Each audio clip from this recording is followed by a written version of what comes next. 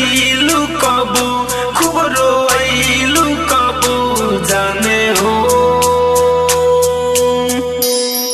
जब दिल हमारो तोड़ी दिहलू होके हूँ जाने ना पहचाने ना जाने अचार पता के कपला गए ना तू रंगईबू अंत प्यार के रंगोलिया में। गोरे मुखड़े से घुंघटा हटाने दे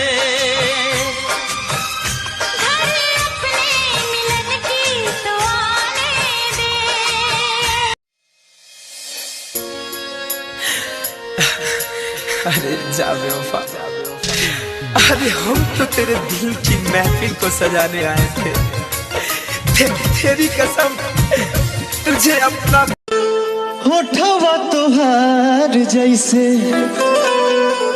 भोर के किरनिया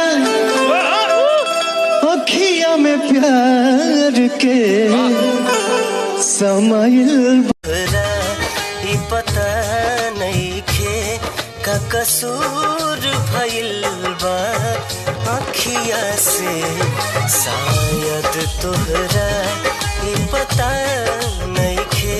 कौना कलम से विधना लिखला तकदीर हो हमरा से रुसल काहे हाथ के लकीर हो हमरा से रुसल काहे।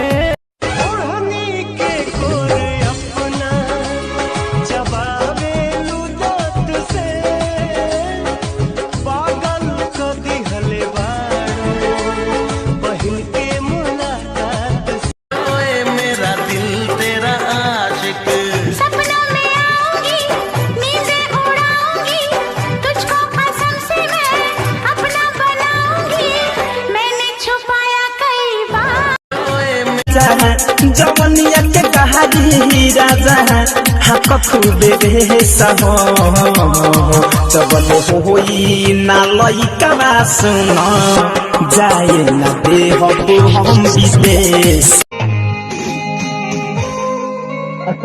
बाबू कैसे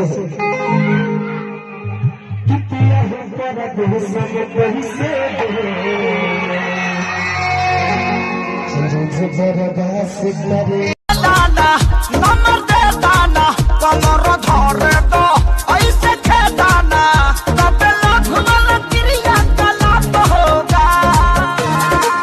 मत छेड़ मुझे मत छेड़ मुझे हम तो तुझसे मोहब्बत करते थे पर तुझे हम बताने से डरते थे हमेशा हमेशा। शायद तोहरा ये पता नहीं खे शायद तोहरा ये पता नहीं खे का कसूर। सुन मैना रे धड़कन में तू ही तो बसी है मन भावे रे